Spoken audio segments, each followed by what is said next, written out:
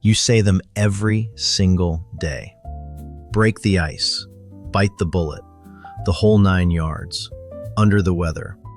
You've said these things 1,000 times, and you have absolutely no idea what you're actually talking about. Because every one of these phrases used to mean something literal. Someone, somewhere, was really breaking real ice, really biting a real bullet. And over the years, the original meaning fell away, and we kept saying the words anyway, like people repeating a prayer in a language they no longer speak. Today we're going to dig up those original meanings. Some of them are grim, some are beautiful, and a few of the explanations you've heard your whole life are complete nonsense, invented after the fact, and I'll show you which ones. Fair warning, after this, you're going to hear these phrases coming out of your own mouth all week and think about this video. Let's go. Start with one everybody uses, break the ice. Today it means easing awkwardness, making the first move at a party. But the original was completely literal. In the days before railroads, when trade moved by water, ships would get frozen in during the winter. And to open a port, smaller ships were sent out ahead, icebreakers, to smash a path through the frozen surface so the larger merchant vessels could follow. So breaking the ice was quite literally clearing a path so that everything else could come through behind it. That's exactly what it means when you tell a joke to a room of strangers. You're the small ship, smashing a channel so the trade can follow. I love that one. The metaphor still works perfectly, and almost nobody knows they're describing a boat. Now bite the bullet. This one gets told with grisly confidence, that wounded soldiers on the battlefield, facing surgery with no anesthetic, were given a lead bullet to bite down on to endure the pain. It's a great story, and it might have happened occasionally. But here's the honest bit. Historians point out that soldiers were more commonly given a leather strap, and the phrase itself doesn't appear in writing until well after anesthesia existed. The bullet-biting explanation may have been reverse-engineered later because it sounds so good. Which raises something I want to be upfront about. A huge number of the phrase origins you've heard are what linguists call folk etymology, a satisfying story invented after the fact to explain a phrase nobody understood anymore. Humans hate not knowing why, so we make something up and we tell it with total confidence, and 100 years later, it's in every book. I'll flag those as we go, because a fake origin told confidently is worse than no origin at all. Let's do a beautiful one, under the weather. You say it when you're feeling sick. And the origin is nautical, like a surprising number of English phrases, because for centuries the sea was how the world worked and sailors were the great generators of slang. The old explanation, a sailor who was ill would be sent below deck, out of the wind and rain, literally beneath the weather. Some versions point to the weather bow, the side of the ship taking the worst of the elements, and say a sick man was moved away from it. It's plausible, well attested in seafaring language, and it paints a picture. You're not just sick, you're being sheltered from something you can't withstand. That's a rather tender way of describing a cold. Turning a blind eye. This one has a wonderful story, and unusually the story appears to be more or less true. A famous British admiral, blind in one eye, was at a battle, and his commanding officer sent a signal ordering him to withdraw. The admiral, who had no intention of retreating and believed he was winning, raised his telescope to his blind eye and declared that he genuinely could not see any signal. He kept fighting. He won. And ever since, deliberately ignoring something you're supposed to acknowledge has been turning a blind eye. That's the rare case where a colorful phrase has a colorful origin that historians can actually trace. It's a man cheerfully committing insubordination with a joke, and the joke outlived him by 200 years. Now, the whole 9 yards. And this one is a beautiful mystery, so let me set your expectations. Nobody knows. You will hear people state confidently that it refers to the length of a machine gun ammunition belt in a fighter plane, so firing the whole 9 yards meant giving an enemy everything you had. You'll hear it was the amount of fabric in a fine suit, or a burial shroud, or the capacity of a cement truck. All of these are guesses. Serious researchers have hunted for the origin and come up largely empty. The phrase's earliest appearances don't match the popular explanations at all. So here's a phrase that millions of people say daily, and its meaning is completely lost. Not obscure, lost. And I find that oddly comforting. Language doesn't need our permission or our understanding to keep working. Let's talk about Saved by the Bell. The story you've heard is a horror movie. In the past, people were sometimes buried alive by mistake, and so a string was tied to the corpse's finger, running up to a bell above the grave. If the dead person woke up in the coffin, they could ring the bell and be rescued. Saved by the bell. Wonderful, chilling, and almost certainly not the origin. Safety coffins with bells genuinely existed. That part is real. People were terrified of premature burial. But the phrase almost certainly comes from boxing, where a fighter about to be counted out is rescued by the bell, ending the round. The boxing usage is well documented and appears exactly where you'd expect. Notice the pattern? The gruesome explanation is always the popular one. Give people a choice between a boxing ring and a man clawing at a coffin lid, and they'll pick the coffin every single time. That instinct is exactly how folk etymology spreads. Rule of thumb. Here you may have heard something ugly, that it refers to an old law permitting a man to beat his wife with a stick no thicker than his thumb. Let me be very clear because this one matters. Historians have found no such law, and the phrase's actual usage points to something far more mundane. Using your thumb as a rough measuring tool. Carpenters, brewers, farmers, estimating by hand rather than by instrument. An approximation, a practical guideline. The wife-beating story appears to have attached itself to the phrase much later. It's a case where a false origin spread because it was outrageous, and outrage travels faster than accuracy. That one's worth remembering as a lesson in itself. Here's a lovely one, raining cats and dogs. You'll hear that in old thatched roof houses, animals slept in the thatch and washed out in heavy rain. That's a charming story that appears on the internet constantly, and there's essentially no evidence for it. The truth is that nobody's sure. Possibly it evokes the chaos of animals fighting. Possibly it's linked to old words for waterfalls or storms. Possibly it referred to the grim aftermath of a heavy downpour in a city with no sewers, when dead animals would be washed through the streets.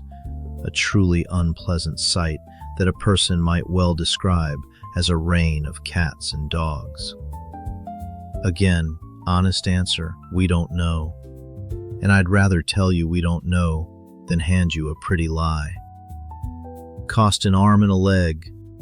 Another one with a famous fake origin, that portrait painters charge more to include limbs, so a full-body portrait cost an arm and a leg. Cute. Untrue. The phrase appears to be relatively modern American slang, likely emerging in the 20th century, and probably grew out of expressions about giving up body parts for something valuable. Notice, though, how neatly the fake explanation is constructed. It has a mechanism, a logic, an image. That's what makes fake etymologies so sticky. They're better stories than the truth. Now, some that are absolutely real, because I don't want you thinking everything is a myth. Bury the hatchet comes from Native American practice, literally burying weapons to mark peace between groups. That's real, and it's documented. Caught red-handed is exactly what it sounds like, a legal term from Scotland, referring to being caught with blood still on your hands, an offender taken in the act, whether from poaching or worse.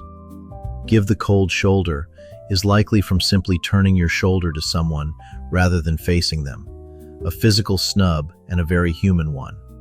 And let the cat out of the bag and a pig in a poke appear linked to market fraud. A buyer purchases a piglet in a sack, and only when the bag is opened does he discover a cat inside instead. Open the bag, reveal the deception. Sleep tight probably refers to old rope beds whose ropes needed tightening to keep the mattress from sagging. That one is disputed too, but it's plausible and it survives. Let's keep going because there are some good ones left. Mad as a hatter. This one is genuinely dark and genuinely true. Hat makers once used mercury in the process of turning fur into felt, and prolonged exposure to mercury vapor causes neurological damage. Tremors, slurred speech, irritability, hallucinations. Hatters really did go mad in significant numbers because of their trade. The phrase isn't whimsical at all. It's an occupational health record preserved in a nursery rhyme package. Steal someone's thunder. A wonderful one, and true. A playwright invented a new method of producing the sound of thunder for his play. The play flopped and closed quickly. But shortly after, he attended a production of a different play at the same theater and heard them using his thunder technique. He is reported to have stood up in the audience and complained furiously that they had stolen his thunder, and the phrase went into the language, while the man's actual plays are entirely forgotten. There's a lesson in there about legacy that I find both funny and slightly heartbreaking. Butter someone up and buttering them up. Flattery. Probably straightforward. Sweetening someone, softening them. But you'll also see claims that it comes from an ancient custom of throwing balls of butter at statues of gods to ask favors. That practice does exist in some traditions. Whether the English phrase actually came from it is far less certain. So, file it under maybe. Wear your heart on your sleeve. This one likely comes from a medieval or Tudor practice of a knight tying a token from the lady he favored, a ribbon, a scarf, around his sleeve during a joust. Your affection literally displayed on your arm for everyone to see.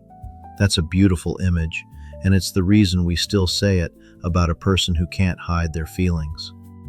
Basket case. A grim one and a real one.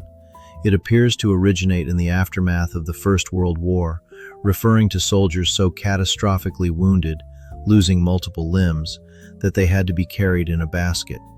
It was later softened into meaning someone who can't cope emotionally. That's a phrase that got laundered. We use it casually now. It came from a stretcher.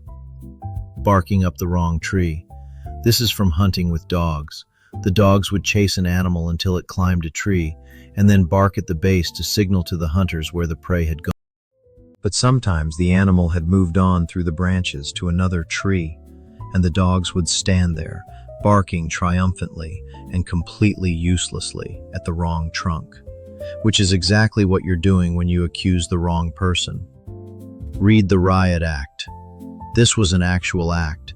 There was a genuine law under which an official could read a specific legal proclamation aloud to a crowd of a dozen or more people, ordering them to disperse. If they didn't disperse within a set time, they faced serious punishment. So the phrase isn't a metaphor at all. It's a literal description of a legal procedure. When your mother read you the Riot Act, she was, without knowing it, playing the role of a magistrate. Skeleton in the closet. A phrase about hidden shame, and one where the origins are murky, but the imagery is nasty enough that people assume it involves literal hidden bodies. Anatomy schools once obtained bodies through unsavory means, and might well have needed a place to keep a skeleton discreetly. Whether that's the origin, we can't say for sure. But it endures because we all understand instantly what a hidden skeleton means. And here's one you use and never think about: the writing on the wall. It comes from a story in the book of Daniel, where a mysterious hand appears at a king's feast and writes words on the wall that foretell the fall of his kingdom. So when you say you saw the writing on the wall, you are, whether you realize it or not, quoting an ancient prophecy of doom at a banquet. And you're probably talking about your job. That's what I keep coming back to. These phrases carry their whole world with them, invisibly, and we hand them to our children without ever opening the box. Do you see what's really going on with all of these? Every one of these phrases is a fossil. It's a small, hard fragment of a world that's gone. A world of sailing ships and rope beds and market fraud and horse teeth and boxing rings. The world vanished. The phrase stayed. And here's what strikes me most, and it's the reason I wanted to make this video. You speak this history every single day without knowing it. When you say you're under the weather, you are speaking as a sailor. When you break the ice, you are commanding a ship. When you turn a blind eye, you are quoting an admiral's joke from 2 centuries ago. You are carrying a museum around in your mouth, and you've never once looked inside. Also, I hope you take one more thing from this. Be suspicious of a really satisfying explanation. Nearly every phrase origin that's shocking or gruesome or perfectly logical turns out to be invented. The truth is usually mundane and often unknown. That's not a disappointment. That's just what honest history looks like. Now it's your turn. What's a phrase your family says that nobody outside your house understands? What's a local expression from your town, your region, your country that would baffle a stranger? Put it in the comments and tell me what you think it means. I read every one, and the best ones will end up in the next video. Until then, keep asking why.